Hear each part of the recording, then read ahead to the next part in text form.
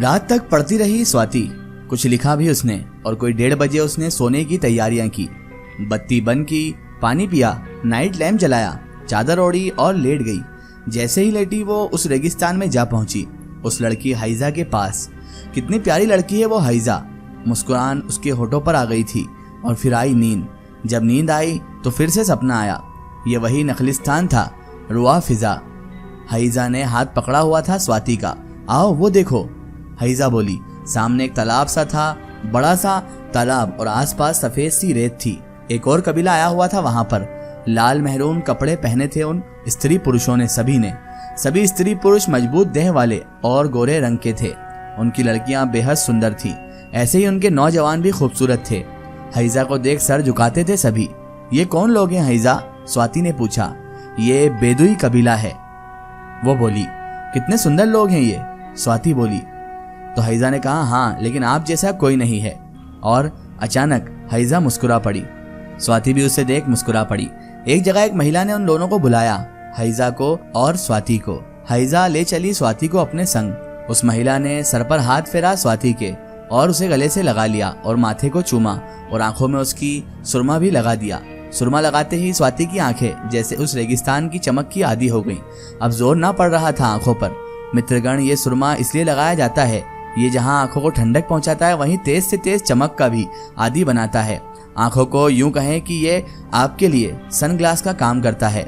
स्वाति की बड़ी बड़ी आंखें और सुंदर हो गईं। उस महिला ने स्वाति के माथे पर दाईं तरफ एक चंद्रमा सा भी बना दिया। ये नजर बट्टू था, नजरे बस से बचाने वाला। स्वाति का मन किया कि अपनी जिंदगी यहीं बिता दी जाए। कितने भले और प्यारे लोग हैं ये, कितना ममत्व है इन महिलाओं में। उनके ऊंट पानी पी रहे थे। जिस तरह से वे अपने आगे के टांगों को मोड़ते थे, उसको देख स्वाति बिन मुस्कुराए ना रह सकी। तभी एक पुरुष आया, आयु में पिता समान था। स्वाति के माथे पर हाथ फेरा, सर पर हाथ फेरा और उसे गले से लगा लिया। हाइजा, अशुफा के पास ले जाओ बिटिया को, वो बोला। तो हाइजा बोली, जी ले जाते हैं। हाइजा बोलकर उसे ले चली एक तरफ। एक तंबू था, वो खाल का बना हुआ था। बाहर रात में जले अलाव की लकड़ियां पड़ी थी, उन पर पानी डालकर उन्हें बुझा दिया गया था। पास में बकरियां भी बंधी थी। उनकी मैमें बड़ी प्यारी लगी स्वाति को, जैसे सारी बकरियां उसे ही देख रही थी। वो अंदर गए तंबू के तो अंदर एक बेहद ही खूबसूरत लड़की खड़ी थी। यह थी अशुफा, उस कबीले सरदार की बेटी। आंखें उसकी भी सुरमई और हरी थी। स्वाति को देख दौड़ी चली आई वो और लगा लिया स्वाति को अपने गले से। स्वाति भी उससे ऐसे मिली जैसे उसको न जाने कब से वाकफियत हो उन दोनों से। अशुफा ने पानी पिलाया उसको गिलास फिर उस जैसा और बिठाया गद्दे पर। खाने को हमदा दिया गया, वह मीठे खजूर। स्वाति जैसे अपने आप को वहीं का हुआ मानने लगी थी। अशुफा हाइजा से स्वाति की सुंदरता के बारे में कहे जा रही थी और स्वाति सब सुने जाए, यकीन करें उन पर और यही सोचे कि काश ये सपना ना हो, हकीकत हो। ऐसी हकीकत जिसको वो अब तलबगार हो चली थी। तो आरेग और बेदुई लोग सच में अपने लगने लगे थे उसे।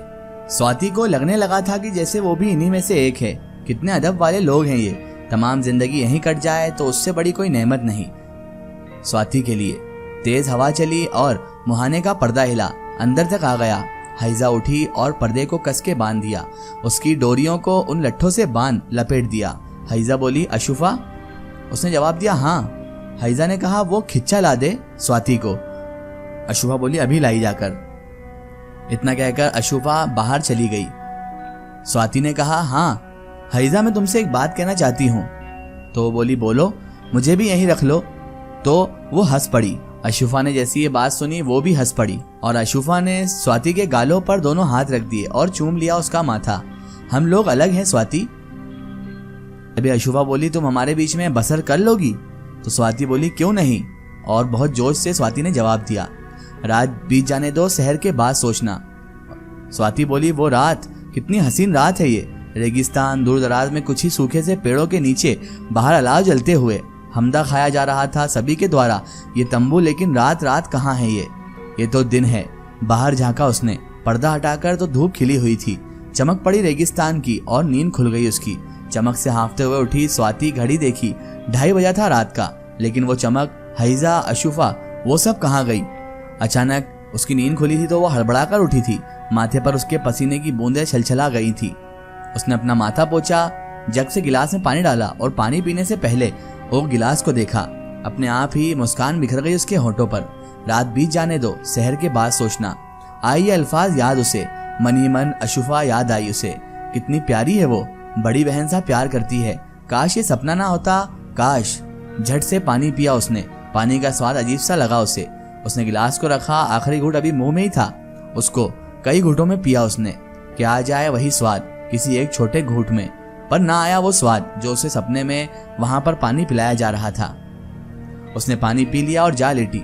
करवट ली, उसका गद्दा जैसे पत्थर का सा बन गया था। याद आ रहा था वो फर वाला मोटा गद्दा। आंखें बंद की उसने और कोशिश की कि नींद आ जाए।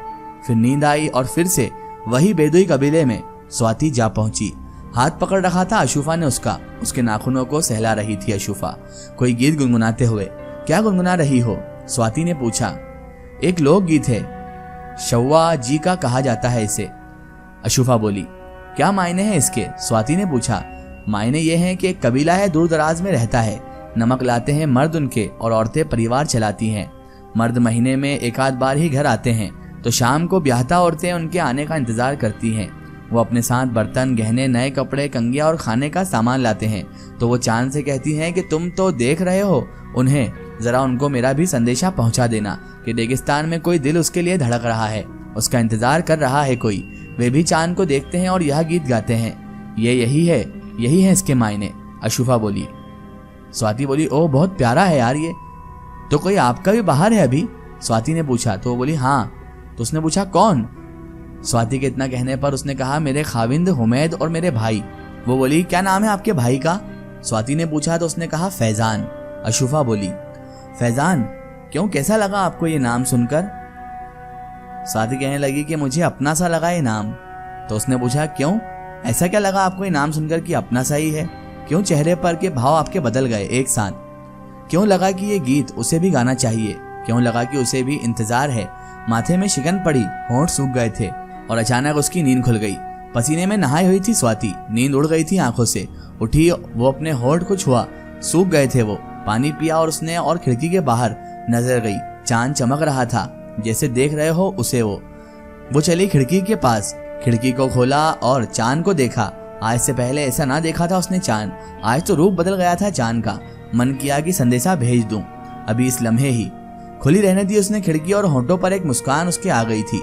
अपने आप ही वो गीत निकलने लगा उसके मुंह से, वही जो गुनगुना रही थी अशुफा। उसके बाद वो जा लेटी फिर से, चांद को देखते हुए ही। चांद तो जैसे इंतजार ही कर रहा था उसका कि कब सुरभि संदेशा भेजे और वो जाकर खबर करे। फिर से स्वाति के चेहरे पर मुस्कान आई, होठों पर। आंखें बंद की अपनी और चली गई नींद की आगोश में। अपने आप को उसी तंबू में पाया। खिच्चा ले आई थी हैजा, दिया गया सुरभि को और उसने पिया। वही स्वाद खोए जैसा। कब तक आएंगे वो? स्वाति ने पूछा। कल परसों में आने वाले हैं, वो बोली। कल या परसों बहुत दूर है कल, और परसों तो शायद साल सा बीतेगा। ऐसे ख्याल आए दिल में, खिच्चा पी लिया गया था। आओ स्वाति, ये बोलते हुए खड़ी होते हुए अशुफा बोली। वो खड़ी हुई, हैजा भी और अशुफा उसे ले चली। जहां ले गई वो बड़ी ही सुंदर जगह थी, एकदम साफ। जब एक कबीला ऐसी किसी नखलिस्तान पर ठहरता है तो सारी साफ सफाई करके आगे बढ़ता है, गंदगी का नामो निशान नहीं रहता। इसका एक स्टोरी देखेंगे हम इसके अगले पार्ट में। दोस्तों, अगर आप भी अपनी जिंदगी की कोई सच्ची कहानी या सच्ची घटना हमारे चैनल से शेयर करवाना चाहते हैं और आप चाहते हैं कि आपकी स्टोरी भी माय स्टोरी बुक चैनल से शेयर हो, तो आप हमें हमारे फेसबुक पेज पर कांटेक्ट कर सकते हैं और अपनी स्टोरी वहां पर हमें बता सकते हैं।